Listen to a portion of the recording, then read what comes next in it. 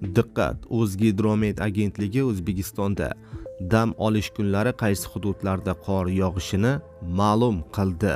Assalomu alaykum, hurmatli tomoshabinlar, tezkor yangiliklardan birinchilardan bo'lib xabardor bo'lishni istasangiz, videorolik ostiga like tugmachasini bosib qo'yishni unutmang.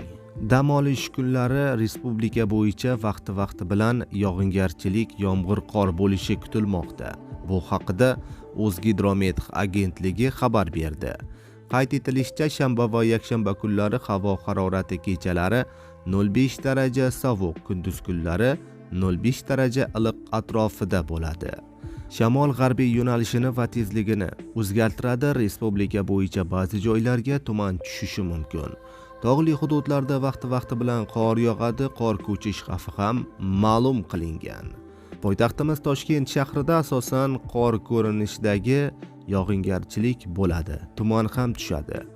Yakshanba kuni kechasi va ertalab biroz qor yog'ishi, tuman tushishi kuzatiladi. Yog'ingarchilik kutilmaydi. Kuchsiz shamol esadi.